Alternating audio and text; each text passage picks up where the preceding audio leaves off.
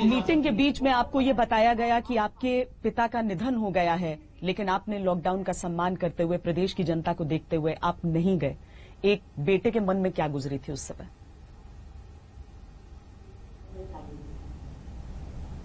देखिए, मेरे लिए बहुत कठिन समय था वह, और सचमुच मेरी इच्छा थी। मेरे पिताजी पिछले 2 महीने से बीमार थे, अस्वस्थ थे। दिल्ली में एम्स में उनका उपचार चल रहा था, मुझे जानकारी मिली थी। मैंने प्रयास किया कि मैं वहां जाकर के एक बार उनको देखूं, लेकिन प्रदेश के अंदर जनता कर्फ्यू, फिर इसके बाद लॉकडाउन की कार्रवाई समयबद्ध ढंग से आगे बढ़ी, मुझे समय नहीं मिल पाया। इसी दौरान जब जानकारी मिली कि वह उनका स्वर्गवास हो गया है, तो मैं जो है एक बार सोचा कि मुझे उनके अंतिम संस्कार में जाना चाहिए। ठीक है, मैंने एक संन्यास धारण किया है, लेकिन एक पुत्र के रूप में अपने दायित्वों का निर्वहन मैं करूं। लेकिन मेरे सामने चुनौती थी। चुनौती इस बात की थी कि अगर मैं चाहता हूं तो लॉकडाउन भी टूटेगा और सोशल डिस्टेंसिंग भी वहां तार होगा। स्वाभाविक रूप से यह न जनता के हित में होगा और न ये उनकी ही आत्मा को इससे शांति मिलेगी। इसलिए मैंने उचित समझा कि मैं यहीं से उन्हें अपनी श्रद्धांजलि व्यक्त करूं, और मैं इसी अवसर इस पर मैं जो हमें आज के दिन पर एक राष्ट्र देश की लड़ाई को, कोरोना के खिलाफ देश की जिस लड़ाई को आगे बढ़ाने का हमें अवसर प्राप्त हुआ है, इस लड़ाई को हम आगे बढ़ाने का कार्य करें। तो हम लोगों ने फिर इसको प्राथमिकता दी, और मैं इसीलिए वहां उनके अंतिम संस्कार के कार्यक्रम में नहीं शामिल हो पाया।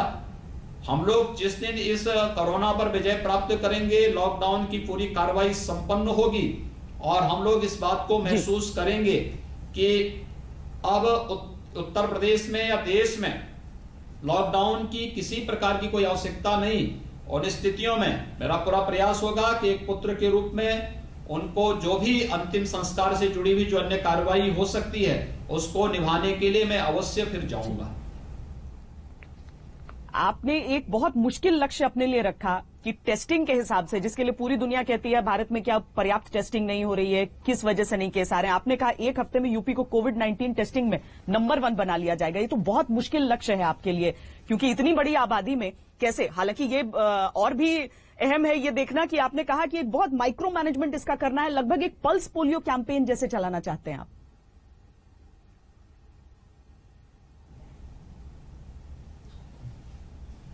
देखिए,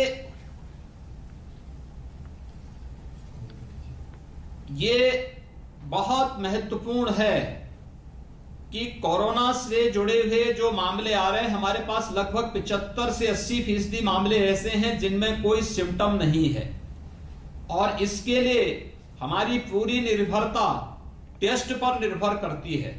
अगर हमने जितने भी ऐसे हॉटस्पॉट हैं या फिर जहां भी कोई संदिग्ध है, समय से उनका टेस्ट करके उन्हें क्वारंटाइन सेंटर में और फिर उसके बाद आइसोलेशन वार्ड तक पहुंचाने का कार्य कर दिया है, तो स्वाभाविक रूप से हम इसको स्प्रेड होने से रोक पाएंगे। आप आश्चर्य करेंगे कि हमारे यहां पहले जो कोरोना के से जुड़े हुए मामले थे, उसकी टेस्टिंग की केवल 50 टेस्ट प्रतिदिन हम कर सकते थे, और आज हमारे पास यह संख्या लगभग 5000 प्रतिदिन की हो चुकी है, और हम इसकी संख्या को और बढ़ा रहे हैं। इसके अलावा पूल टेस्टिंग करने वाला राज्य पहला यूपी है। हम लोगों ने एक साथ कई बड़ी पैमाने पर इस कार्य को किया, जिसने हमारी क्षमता को और तेज किया है। हम लोगों ने लेबोरेटरी आज के दिन पे 17 हमारे पास कार्यरत हैं, और हमारा प्रयास है कि अगले एक सप्ताह में हम लगभग 6 से 7 नई लेबोरेटरी फिर से संचालित करने जा रहे हैं, जहां पर टेस्टिंग की क्षमता बढ़ा करके हम बेहतर व्यवस्था बना सकेंगे। एक चीज जिसको हमें हमेशा ध्यान रखना होगा कि कोरोना एक वायरस है। वायरस की कोई भी उपचार कठिन होता है, क्योंकि ये समय के अनुरूप अपना नेचर भी बदलता है। इसलिए हमें इस बारे में सावधान रहना पड़ेगा कि सोशल डिस्टेंसिंग के प्रति आम नागरिक को जागरूक करने के साथ साथ आम नागरिक के बारे में जो जैसे आरोग्य सेतु जैसा भारत सरकार का ऐप बना है, इस और उसके माध्यम से लोगों को जागरूक करने में एक बड़ी मदद मिल रही है। इस प्रकार से और इम्यूनिटी सिस्टम को डेवलप करने के बारे में हमें एक अभियान भी चलाना पड़ेगा। और मैं इस बात को मानता हूं, उत्तर प्रदेश सबसे बड़ी आबादी का राज्य है, सबसे चुनौतीपूर्ण स्थिति सामने हमारे है, लेकिन उस सब के बावजूद हम लोग देश की इस लड़ाई में पूरी प्रमुखता के साथ, पूरी प्रतिबद्धता के साथ इस लड़ाई को आगे बढ़ाएंगे और उत्तर प्रदेश को पूरी तरह कोरोना से मुक्त करने में हमें सफलता प्राप्त होगी, कोई संदेह इसमें नहीं। मेरी अपील केवल अपने प्रवासी कामगार और श्रमिकों से है कि वे पैदल न चले, क्योंकि पैदल चलने में उनको भी समस्या है और वे जहां जाएंगे अगर कोरोना पॉजिटिव होगा या कोई सिम्टम होगा तो उनके जीवन के साथ भी इसके लिए खिलवाड़ हो सकता है। साथ साथ वे कहीं जाएंगे तो यह फैलेगा भी। हर हाल में कोरोना की चेन को रोकना यह महत्वपूर्ण है और जब केंद्र और प्रदेश सरकार इसके बारे में पूरी सहानुभूति पूर्वक उनके साथ खड़ी है, पूरी प्रतिबद्धता के साथ उनके साथ खड़ी है, तो किसी को भी पैदल नहीं चलना चाहिए, क्योंकि पैदल व्यक्ति 10 किलोमीटर, 15 किलोमीटर, 50 से 100 किलोमीटर चल सकता है, 1000-5000 किलोमीटर नहीं वाकई चल बहुत सकता लंबा है। लंबा सफर इसलिए तय करने की इस कोशिश की प्रकार थी का सबने, कोई जो कदम घातक हो न गया था उठाएं सबके लिए। जो लेकिन योगी जी, क्या ऐसे जो लोगों से उनके ये स्वयं समस्या के बढ़ी जीवन के साथ खिलवाड़ हो जिन्होंने सकता हो, अपने जो उनके लिए संक्रमण खतरनाक को छुपाया? क्या तबलीगी जमात का वो पूरा प्रकरण जहां पर छुपाया गया, पेशेंट्स को बाहर नहीं निकलने दिया गया, वो सारी चीजें बहुत घातक साबित हुई पूरे समाज के लिए? तबलीगी जमात का जो कार्य था वह सचमुच बड़ा ही अशोभनीय था। देखिए, बीमारी होना एक विषय है, बीमारी होगा वो अपराध नहीं, लेकिन बीमारी होने के बाद ऐसी बीमारी को जो संक्रामक हो उसको छुपाना ये अपने आप में एक अपराध है और ये अपराध तबलीगी जमात से जुड़े हुए लोगों ने किया है। आज उत्तर प्रदेश में या देश में जहां कहीं भी कोरोना का स्प्रेड देखने को मिला है, इसके पीछे तबलीगी जमात है। अगर उन्होंने इस बीमारी को छुपाया नहीं होता और इसके कैरियर बन करके वे जगह जगह नहीं चले होते तो संभवतः हम लोग लॉकडाउन के प्रथम चरण में ही कोरोना को काफी हद तक नियंत्रित कर चुके होते। लेकिन उन्होंने जो अपराध किया है उसके लिए उनके खिलाफ कार्रवाई होगी। आज आवश्यकता है कि सभी लोग मिलकर के कोरोना के खिलाफ देश की इस लड़ाई को आगे बढ़ाएं। मुझे लगता है कि इसी में देश का भी हित है और इसी में ही 135 करोड़ लोगों का हित भी इसी में है।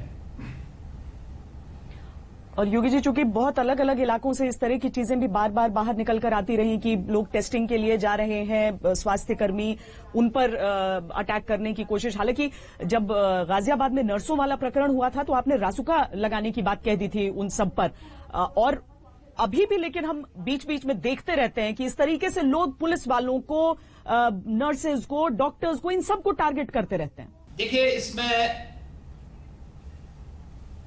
जमात और तबलीगी से जुड़े हुए लोगों ने बहुत जगह बहुत ही अभद्र कार्य भी किया है।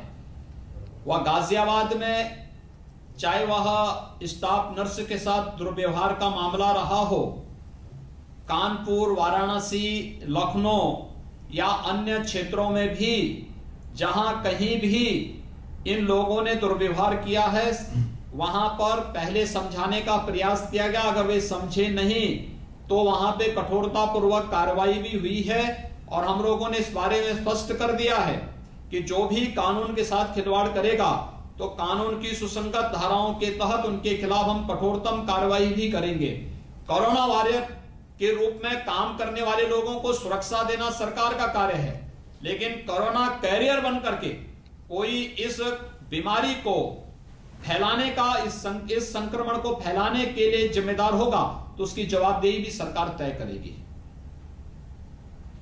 एक टूरिज्म को लेकर भी लोगों के मन में बहुत कुछ उठता है, क्योंकि अभी लॉकडाउन तो है, इसके आगे भी बाकी रियायतें जब तक दी जाएंगी उसके बाद ही होगा कि आप एक राज्य से दूसरे राज्य, आपके पूरे राज्य में बहुत सारे हिस्से ऐसे आते हैं जो पर्यटन पर बहुत ज्यादा निर्भर हैं। उस सेक्टर को आप कैसे रिवाइव करने का सोच रहे हैं? खासकर आगरा जैसा हो गया, वाराणसी, इन सब जगहों पर कैसे जिंदगी सामान्य होगी योगी जी? देखिए, अभी पहले चरण में तो हमारी पूरी प्राथमिकता है कि हर हाल में हम लोग कोरोना के संक्रमण को रोकें।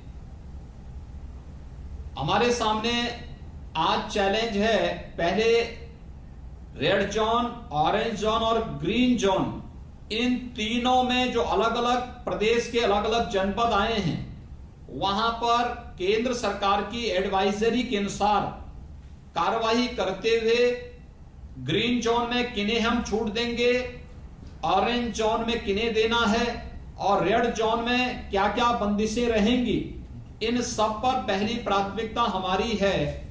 एक बार हम लोग कोरोना चेन को पूरी तरह रोकने में सफल हो जाते हैं, हर एक जनपद में हो जाते हैं, तो बाकी अन्य व्यवस्थाओं को पटरी में लाने में कहीं कोई समस्या नहीं आने वाली है। सारी चीजें अपने आप पटरी में एक एक करके आती हुई दिखाई देंगी।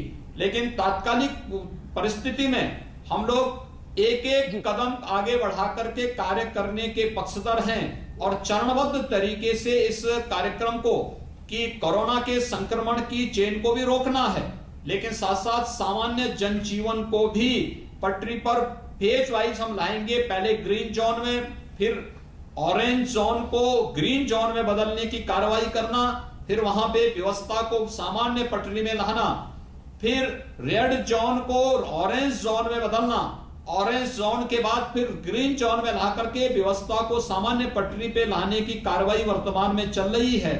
और हमें जिस दिन एक एक करके इसमें सफलता मिलेगी, हम उसके अनुरूप सामान्य जनजीवन को पटरी में लाने में हमें कहीं कोई देर नहीं लगेगी। सारी चीजें अपने आप ही एक स्वतः स्फूर्त भाव के साथ पटरी पे आता हुआ दिखाई देगा। तो योगी जी, आपने तीनों जोन्स की बात की है, लेकिन अगर अर्थव्यवस्था को भी हम उसी चरणबद्ध तरीके से समझना चाहें यहां पर, उसमें आपकी प्राथमिकता सबसे पहली क्या होने वाली है? देखिए, हमारे यहां स्वाभाविक रूप से कि उत्तर प्रदेश जैसे राज्य के लिए ये अपने आप में एक चैलेंज है, और ये चैलेंज हमारे लिए इसलिए भी है, मैं अगर आपको राजस्व की ही बात बताऊं, हम लोगों ने कल ही 1 मई को अपने 16 लाख कर्मचारियों का वेतन रिलीज किया और 12 लाख रिटायर्ड कर्मचारियों के पेंशन की राशि को भी कल हम लोगों ने रिलीज किया। लेकिन अगर हम देखेंगे राजस्व के मामले में देखेंगे तो प्रदेश के अंदर लगभग जो 17-18 हजार करोड़ रुपए का राजस्व आता था, इस महीने केवल 1,000 करोड़ का राजस्व ही हमें प्राप्त हो पाया है। हमारे सामने एक चैलेंज है, लेकिन इस सब के बावजूद हमें अपने नागरिकों की जान की रक्षा करनी है, यह महत्वपूर्ण है। और इसी को ध्यान में रख करके हम लोगों ने इन कार्रवाई को फेज वाइज लिया है कि किन उद्योगों को हम पहले, हमने जैसे ग्रामीण क्षेत्र में जहां पर कोरोना का कोई भी मामला नहीं है, वहां के सामान्य जनजीवन को आगे बढ़ाने की कार्रवाई हम लोगों ने सब्जी की दुकानों को, खाद्यान्न की दुकानों को, किराना से जुड़े हुए दुकानों को, दवा की दुकानों को, इसको हम पहले चरण में छूट दे चुके हैं हॉटस्पॉट के बाहर। दूसरे चरण में हम लोगों ने उन क्षेत्रों में जो घर निर्माण को लेकर के या बड़े बड़े निर्माण को लेकर के जो कार्य होते हैं, सीमेंट है, छड़ है, बालू गिट्टी का है या अन्य इस प्रकार के जो निर्माण के कार्य हैं, इनसे जुड़े हुए उद्यम को हम लोगों ने छूट दी है। माइनिंग की कार्रवाई को हमने आगे बढ़ाने की कार्रवाई भी प्रारंभ कर दी है। हमारे यहाँ सभी 12,000 से अधिक ईंट के भट्टे संचालित हो चुके हैं। हमारे यहाँ चीनी मिलें संचालित हुई हैं। हमने अपने यहाँ एमएसएमई से जुड़े हुए उद्यम जितने भी हैं, जो अगर हॉटस्पॉट के बाहर हैं, तो इसमें कम जगह पर ज्यादा संख्या में एक उत्पादन भी करती हैं, कार्य भी करती हैं, और ज्यादा लोग अपने अपने घरों में रह करके इस कार्य को कर सकते हैं। तो उस पर हमने फोकस किया है। 90 लाख से अधिक हमारे पास एमएसएमई की यूनिट हैं। इन्हें भी व्यवस्थित रूप से संचालित करने की एक कार्य योजना हम लोग आगे बढ़ा रहे हैं। इसको लेकर के हम कार्य कर रहे हैं। हमने उद्योग जगत से इस बारे में बातचीत करके उनसे कहा है कि अगर वे अपने औद्योगिक परिसर में ही श्रमिकों की लॉजिंग फूडिंग की व्यवस्था कर सकें, तो हम उनको वहां पर सैनिटाइज करने के साथ साथ उनके स्वास्थ्य परीक्षण करने, थर्मल स्कैनिंग के माध्यम से वहां पर जांच की प्रक्रिया को करने और रैंडम चेकिंग करके हम लोग वहां पर कुछ लोगों की जांच कर लेंगे। वे उद्योग उसके बाद वहां पर संचालित करें। जहां पर उनके पास औद्योगिक परिसर में रहने की व्यवस्था नहीं, वहां पर सोशल डिस्टेंसिंग का ध्यान रखते हुए हमने इस बारे में उन लोगों से कहा कि भाई वहां पे वे लोग वाहन से अगर लोगों को ला सकें तो उसके लिए हम उन्हें परमिशन दे रहे हैं। इस प्रकार अब तक हम लोग लगभग 7,500 से अधिक उद्योग, बड़े बड़े उद्योगों को भी प्रदेश के अंदर संचालित करने में सफल हुए हैं। लेकिन हमें सतर्कता भी बरतनी है, क्योंकि हमारे पास अब जो बड़ी संख्या में प्रवासी कामगार और श्रमिक आ रहे हैं, इनमें कोरोना संक्रमण की स्थिति कुछ ज्यादा है। देखिए, पहले चरण में हम लोगों ने दिल्ली, हरियाणा से लगभग 4.5 लाख प्रवासी कामगार और श्रमिकों को हम लोग लेके आए थे। उनमें संक्रमण नहीं था, ना के बराबर था। हम उन्हें सुरक्षित ले गए, क्वारंटाइन में रखे, फिर उन्हें होम जांच के बाद होम क्वारंटाइन में रखे हैं, कहीं कोई समस्या नहीं।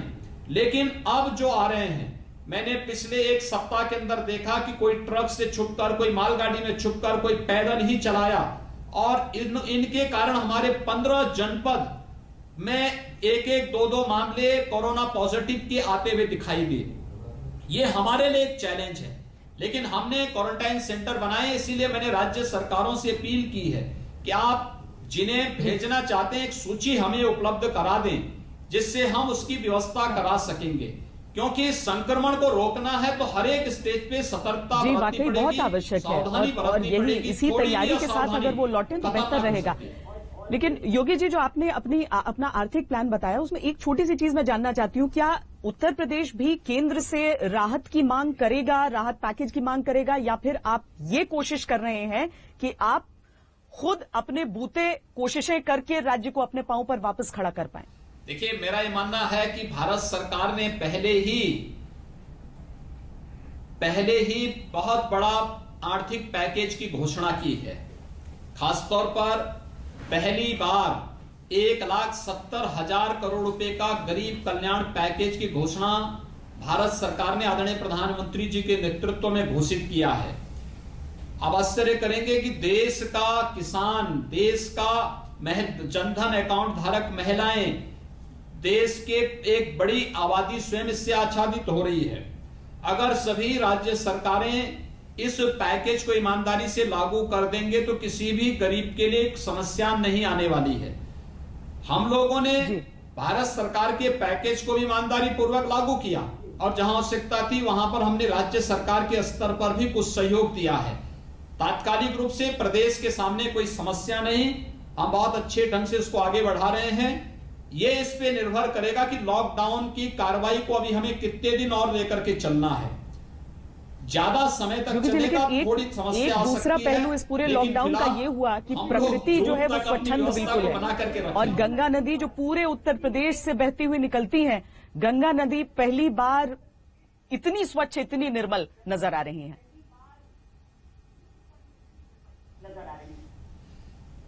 देखिए, प्रकृति तो अपना काम करेगी ही, मनुष्य समझने का प्रयास नहीं करता है, लेकिन प्रकृति अपनी शुद्धि के कार्यक्रम को समयबद्ध ढंग से अपने आप आगे बढ़ा देती है। आप देख रहे होंगे, और पूरा देश और पूरी दुनिया देख रही है, लॉकडाउन से तात्कालिक परेशानी हमें जरूर है, लेकिन प्रकृति की सुंदरता और प्रकृति की शुद्धता भी उसी रूप में हमें दिखाई दे रहा है। आप किसी भी नदी को देखेंगे तो उसके जल में व्यापक सुधार देखने को मिला है।